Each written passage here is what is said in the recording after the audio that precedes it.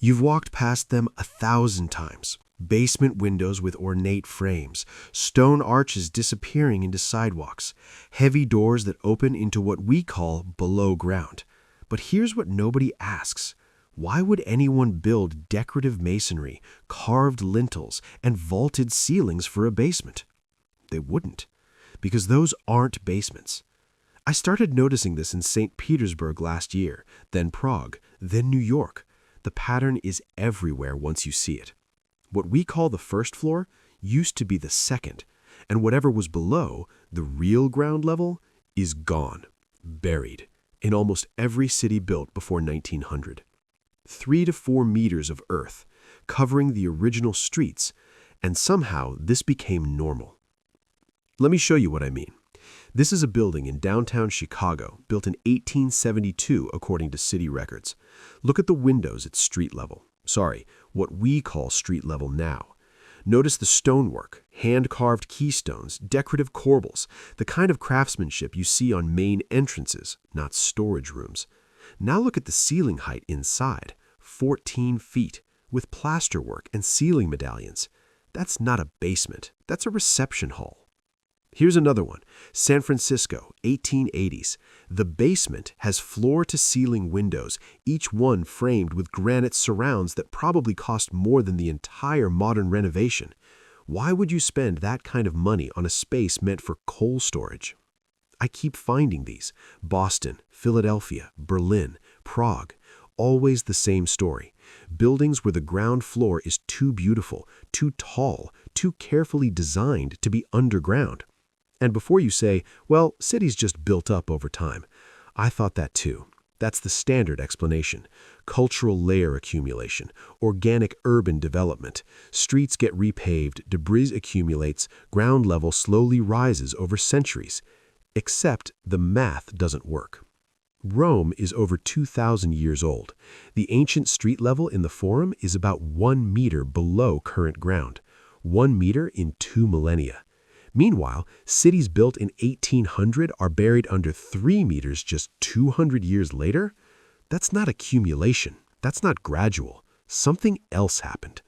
And the deeper I looked into this, the more I realized there are photographs, hundreds of them, from the 1800s, showing cities that look wrong.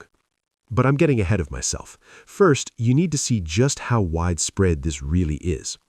Every major city in the Northern Hemisphere has this. I started documenting it systematically. St. Petersburg, entire neighborhoods where ground floor windows are now half buried. The Hermitage basement has windows with river views.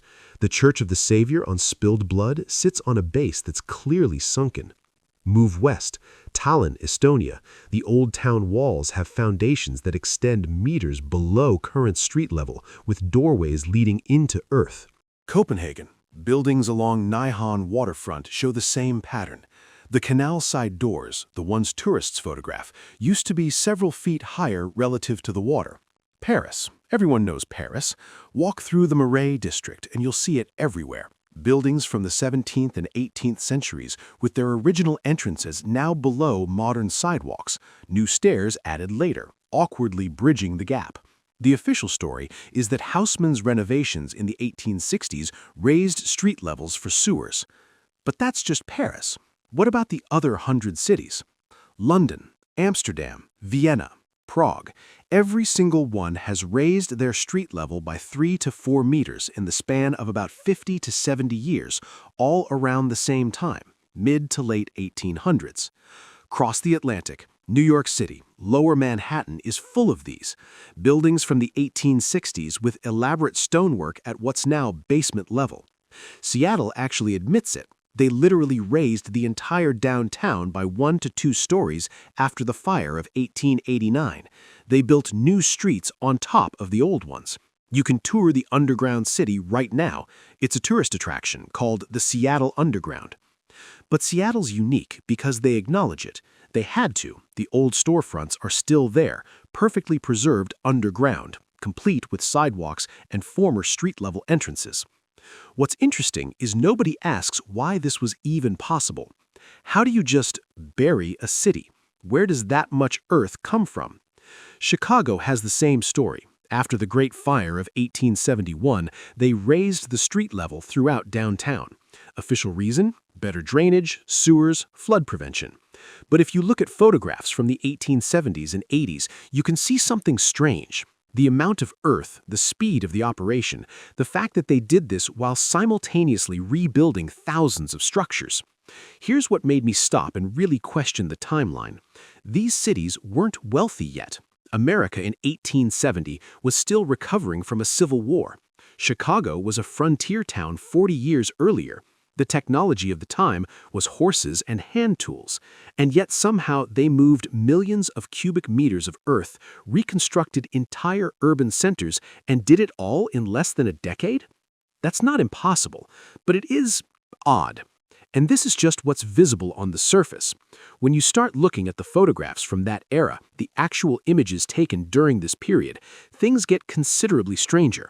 I've been collecting these for months now, and what I found completely changed how I understand that century. If this is something you want to explore further, make sure you're subscribed, because next week I'm releasing a deep analysis of the World's Fair buildings and what happened to them, a pattern that makes this look simple. So we have cities, dozens of them, all buried by roughly the same amount, all in roughly the same time frame. The standard explanation? Individual municipal projects, better urban planning, modernization. Each city independently decided to do this. But then I found the photographs from the 1800s, and they show something that doesn't match that story at all. There's an archive, multiple archives actually, photographs from the 1850s through the 1890s. They're not hidden. You can find them in library collections, historical societies, digitized records.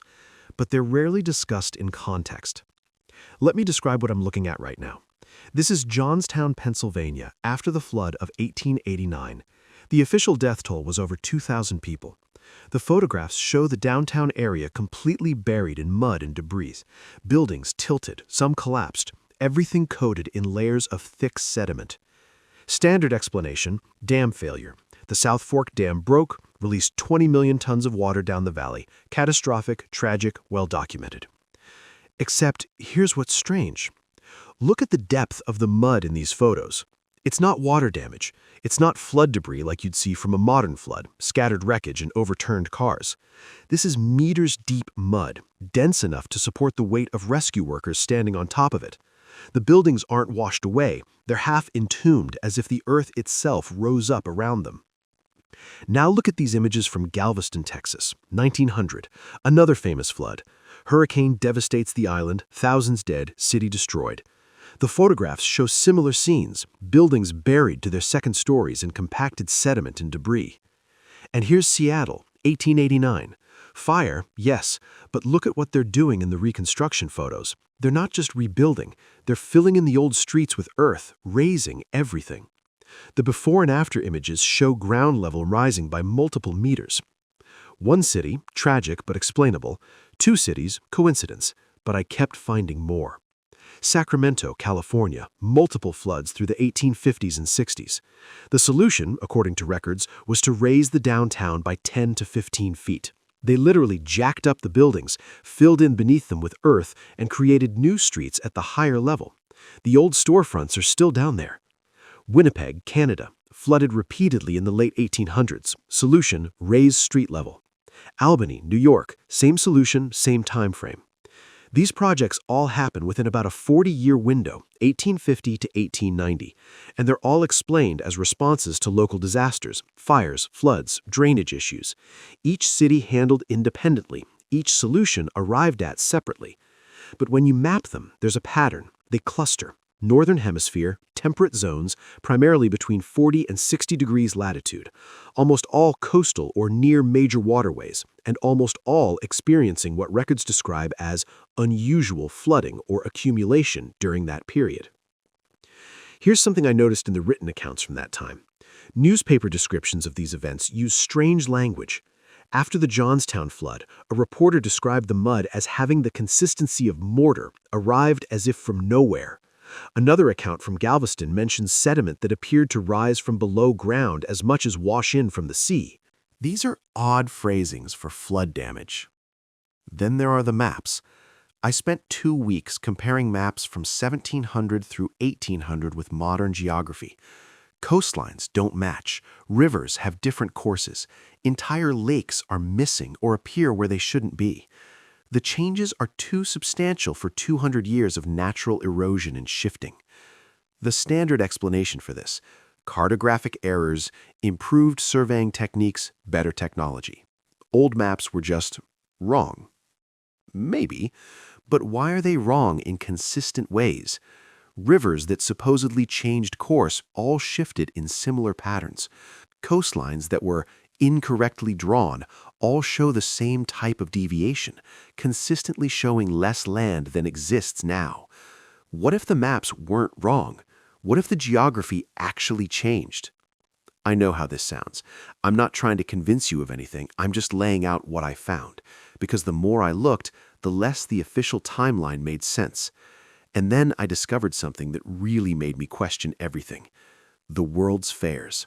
Specifically, what they built, how fast they built it, and what happened afterward. 1893, Chicago, the World's Columbian Exposition. According to official records, they built over 200 temporary structures covering more than 600 acres in just 2 years. Not simple pavilions, we're talking massive neoclassical buildings with full colonnades, massive domes, elaborate sculptural facades. The Court of Honor alone featured structures that rivaled anything in Rome or Paris. The scale is difficult to comprehend. The Manufactures and Liberal Arts Building was the largest building in the world at the time, over 30 acres under one roof. It had more interior space than the Pentagon, built in 2 years. The official story: staff, plaster, and wood frame on steel supports. Temporary structures always meant to be demolished. After the fair closed, almost everything was torn down within a year. Here's what bothers me about this. I've looked at construction photographs from the fair. The buildings under construction show massive stone foundations, complex structural systems, finished interiors with detailed plasterwork and murals. The level of craftsmanship visible in photos is extraordinary. And this was 1891, 1892, before modern construction equipment, before power tools were common, before structural steel was widely used. The technology available was basically horses, hand tools, and steam power. But okay, let's say it's possible. Temporary structures built fast, demolished after. Except they did this again. 1898, Trans-Mississippi Exposition, Omaha. Massive neoclassical complex built in under 2 years, demolished right after. 1900, Exposition Universelle, Paris. Major new structures along the Seine, including the Grand Palais and Petit Palais. Those two weren't demolished, they're still standing. The craftsmanship is extraordinary. That level of work doesn't happen in 18 months. 1904, Louisiana Purchase Exposition, St. Louis. Over 1,500 buildings covering 1,200 acres. Largest fair ever at that time. Built in about 3 years. Almost entirely demolished within a year of closing. 1909, Alaska Yukon Pacific Exposition, Seattle. 1915, Panama Pacific International Exposition, San Francisco. One massive complex after another, each one supposedly temporary, each one demolished shortly after completion. Do you see the pattern? For about 30 years, major cities across America and Europe apparently possessed the ability to construct elaborate classical architecture at unprecedented speed, then immediately destroy it. The official explanation: it was always meant to be temporary. These were showcases, advertisements for industrial progress. The buildings were facades, impressive from a distance, but not meant to last. But I've seen the photographs. I've read the contemporary accounts. People described permanent-seeming structures with full electrical systems, running water, elaborate interior details. The San Francisco Fair had buildings covered with decorative sculpture that took teams of artists months to complete. Why do that for something you're going to demolish in a year? Here's the alternative interpretation that exists in some circles. These weren't new buildings at all. They were existing structures from an earlier period, surviving examples of a previous architectural tradition. The fairs were an opportunity to showcase them one last time before removing them from the historical record. The construction photographs show restoration work, not new building. The demolition was real. I'm not saying that's what happened. I'm saying it's a question that exists because the official story has gaps. Why build with such permanence if temporary? Why demolish rather than repurpose? Why does this pattern repeat across multiple continents for 30 years and then suddenly stop? And here's something else. After each of these fairs, there are reports of fires. The Chicago Fair, fire. The St. Louis Fair, fire. The San Francisco Fair, fire destroyed much of it even before the official demolition. Convenient if you wanted to erase something. I realize this is starting to sound like conspiracy thinking, but stay with me because there's more to this, and it connects directly back to those buried ground floors we started with. What if the timeline we've been taught about the late 1800s, about when things were built and why cities changed, what if key pieces of that timeline are incomplete? Let's talk about the buildings themselves. Not when they were supposedly built, but how they function. I started researching this after noticing something odd about old buildings in my city. The ventilation works without fans. The acoustics are extraordinary without modern design. Some rooms stay cool in summer without air conditioning, using only passive airflow through architectural features that seem decorative but clearly serve a purpose. Take the dome structures common in 1800s architecture. Standard explanation: aesthetic choice, classical revival, symbolic importance. But there's emerging research suggesting these domes functioned as part of atmospheric electrical systems. The metallic caps, the specific geometries, the way they're positioned on buildings, it all suggests intentional electromagnetic design. St. Petersburg's Church of the Savior on Spilled Blood has 9 domes covered in gold and copper. The Winter Palace has elaborate metalwork across its roof structures. Across Europe and America, buildings from this period feature similar designs: prominent copper or gold domes, elaborate spires with specific geometrical patterns, metalwork that seems excessive for purely decorative purposes. Some researchers have documented unusual electrical properties in these old structures: naturally occurring charge differentials, air ionization patterns. Nothing you'd notice without instruments, but measurable and consistent. Modern architecture doesn't do this. We build boxes with HVAC systems and power lines, but these old buildings seem to integrate environmental energy into their design. Whether that was intentional or accidental is debated. Then there's the acoustic engineering. European cathedrals are famous for it: perfect sound distribution, no electronic amplification needed, every word clear from any point in the space. We attribute this to trial and error over centuries, architects gradually learning what works. But here's what's strange. Buildings from the late 1700s and early 1800s often have acoustic properties that modern architects struggle to replicate even with computer modeling and advanced materials. Carnegie Hall in New York, built in 1891, has acoustics that engineers still don't fully understand. They've studied it extensively, but can't quite reproduce it in new construction. Same with the Musikverein in Vienna, built in 1870, the Teatro Colón in Buenos Aires, 1897. These buildings achieve acoustic perfection that supposedly took centuries to develop, but they all appear within about a 50-year window. Either there was an explosion of architectural knowledge during that specific period, or these buildings represent the tail end of a much older tradition. Look at the construction techniques themselves: massive stone blocks fitted with incredible precision, load-bearing walls using geometric principles that distribute weight more efficiently than modern engineering, thermal mass techniques that maintain stable interior temperatures. The official story says this knowledge was developed gradually through the Renaissance and into the Industrial Age, but if you look at the trajectory, it doesn't flow smoothly. There are jumps, periods where techniques appear suddenly, fully formed, without the expected developmental stages. And then, around 1900 to 1920, there's a shift. Architecture becomes simpler.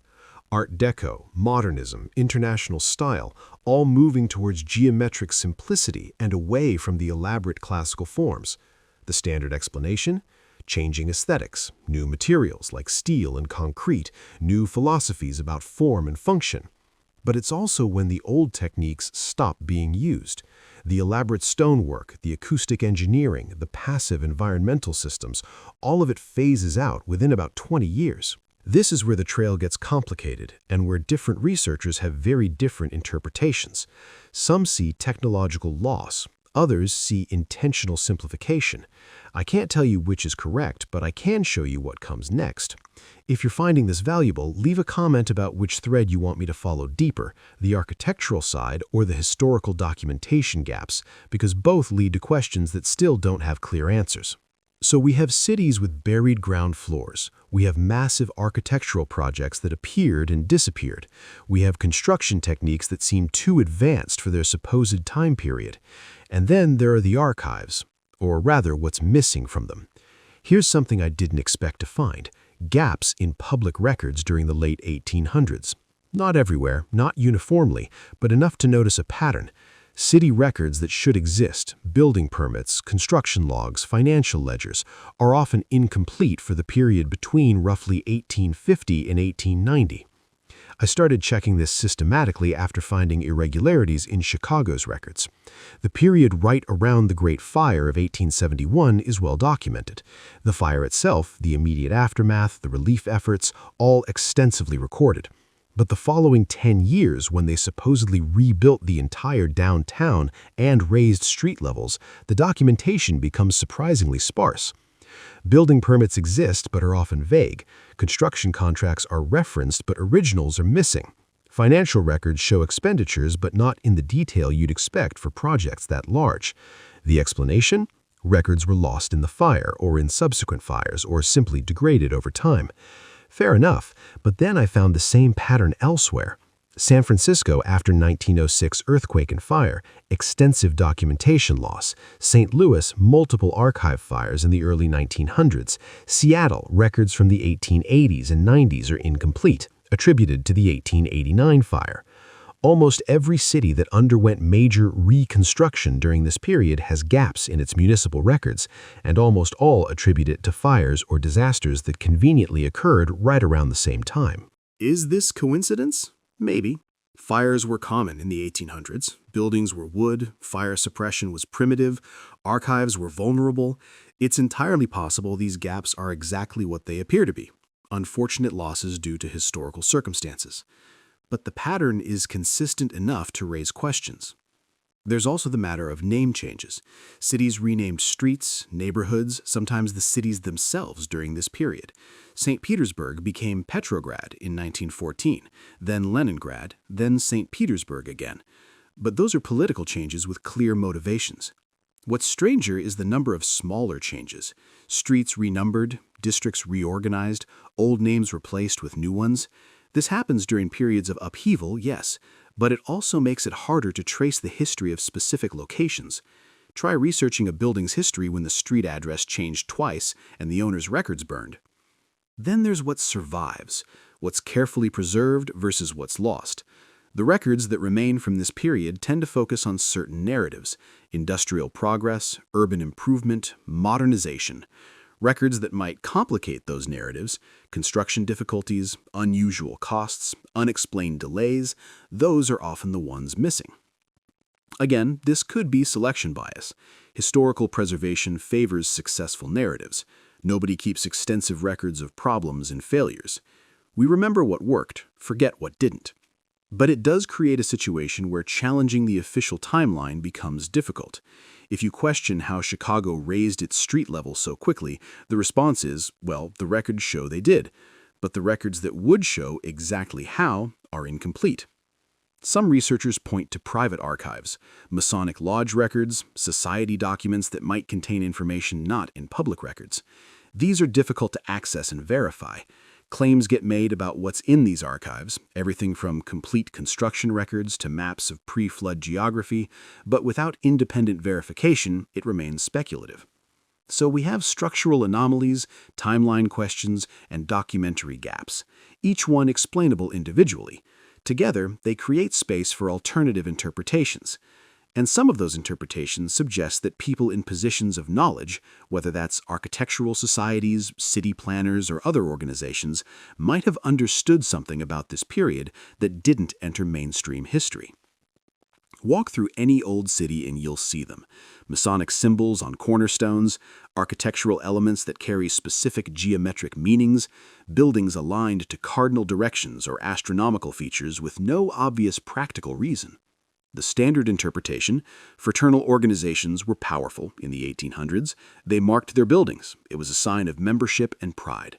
Decorative, symbolic, but not functional. But there's another interpretation in some research communities. These symbols weren't just decoration, they were information, markers indicating something about the building's original purpose, its construction date, perhaps even technical specifications encoded in geometric form. If you study sacred geometry and architectural symbolism, you find recurring patterns in buildings from the pre-1900 period, specific ratios, particular alignments, repeated motifs that appear across continents. The official explanation: common architectural education, classical revival drawing from the same sources, cultural exchange. The alternative: these weren't copying each other, they were following the same underlying template. I'm not qualified to say which interpretation is correct, but the patterns are real and documented. Buildings from this era do share unusual design consistency despite being built by supposedly independent architects in different countries. Masonic lodges and similar organizations definitely held architectural knowledge. Their records contain detailed geometric principles, construction techniques, symbolic systems. This is established history. These groups preserved and transmitted building knowledge, especially during periods when that knowledge wasn't widely available. What's debated is how much they knew that wasn't written down. Oral traditions, initiatory knowledge, information passed only within the organization. We know this existed in various forms. What we don't know is the content. Some researchers claim these organizations had knowledge about the previous era, about how the old buildings actually functioned, about what happened during the mid-1800s, about why certain structures were preserved and others demolished. These claims are difficult to verify because, by definition, if such knowledge exists, it's not publicly accessible. Then there are the modern parallels people point to: seed vaults, underground storage facilities, bunkers built by governments and wealthy individuals. The official explanations are straightforward: disaster preparedness, preservation of genetic diversity, continuity of government. But some see these as evidence that certain groups expect catastrophic events might recur. If something happened in the 1800s that required rebuilding civilization's infrastructure, and if that something could happen again, then deep storage of essential knowledge and materials makes sense. This is where the conversation splits into different directions. Some researchers see cyclical patterns in Earth's geological or electromagnetic behavior. Others focus on solar activity and its effects on climate and tectonics. Others look at historical patterns, civilizational collapses that appear to happen on regular intervals. There's no scientific consensus on any of this. Mainstream geology and climate science don't support the idea of rapid global catastrophic events on the timescale we're discussing. The changes we see in the 1800s can be explained through documented local disasters, technological changes, and social development. But the questions remain. Not because the mainstream explanations are impossible, they're entirely possible, but because there are enough small anomalies that alternative explanations persist. And maybe that's the real question we should be asking. Not what happened, but why we're still debating it. What is it about this particular period in history that keeps generating questions? Let's bring this back to now, because whether or not anything unusual happened in the 1800s, we're seeing changes today that echo some of these patterns. Soil instability is increasing. Sinkholes opening in urban areas with growing frequency. The USGS tracks this. It's documented, not speculation. Florida, Pennsylvania, China, Russia. Urban sinkholes have become common enough that cities now do regular ground-penetrating radar surveys. The standard explanation? Groundwater extraction, old mine collapses, infrastructure deterioration, soil composition changes due to construction, all valid causes with scientific backing. But the frequency is increasing, and the distribution shows patterns that don't always match the standard explanations. Sinkholes appearing in areas with no mining history, no significant groundwater extraction, no obvious infrastructure decay. Again, each case has specific local explanations, but the global pattern is new. Then there's the shifting of Earth's magnetic field. This is established science. The poles are moving, the field strength is changing, the magnetic North Pole has accelerated its movement over the past 20 years. Scientists study this. It's not controversial. What's debated is the implications. Some researchers suggest magnetic field changes could affect tectonic stability, volcanic activity, even weather patterns. The mechanisms are complex and not fully understood. Mainstream science is cautious about drawing direct connections, but the measurements show changes, and some of those changes are happening faster than previous models predicted. Mud flows and debris flows are also increasing in frequency and severity. California, Peru, Colombia, China, massive mud events that bury roads, damage structures, sometimes kill dozens of people. Climate change is the primary explanation, and it's well supported. Changing precipitation patterns, deforestation, soil destabilization. But look at photographs from some of these events. The amount of mud, the consistency, the way it moves and settles. Some of it looks remarkably similar to photographs from those 1800s disasters. Not proof of anything, just an observation. So here's where we are. We have historical anomalies that might be explained by normal causes or might suggest something more unusual. We have ongoing geological and environmental changes that fit within current scientific understanding or might be signaling something outside that framework. I can't tell you which interpretation is correct. Nobody can, really, because we don't have complete information about either the past or the future. What we have are patterns, questions, and competing narratives. If you found this worth your time, subscribe and comment below, not just to support the channel, but because this conversation needs more voices. The more people looking at these questions from different angles, the closer we might get to understanding what actually happened and what it means for now. But here's what I keep coming back to. Those buried ground floors we started with, they're real. You can go look at them yourself. The official explanation is gradual accumulation over time. The alternative explanation is rapid burial during specific events. Both can't be true, but proving which one is correct requires evidence that's either missing, ambiguous, or interpreted differently depending on your starting assumptions. So the question isn't really about what happened in the 1800s. The question is, how much of what we think we know about the recent past is actually verified versus assumed? And if key pieces of the timeline are less certain than we thought, what does that mean for how we prepare for the future? Because if cities can be buried in decades rather than centuries, if infrastructure can fail on timescales faster than we plan for, if major events can be reinterpreted or forgotten within a few generations, then maybe the real lesson isn't about the past at all. Maybe it's about recognizing that what seems permanent rarely is, that the ground under your feet might not be as stable as it looks, and that sometimes the most important questions are the ones we stopped asking because we thought we already knew the answers. What do you think? What's the most plausible explanation for those buried first floors? And what would it mean if the answer isn't what we've been told?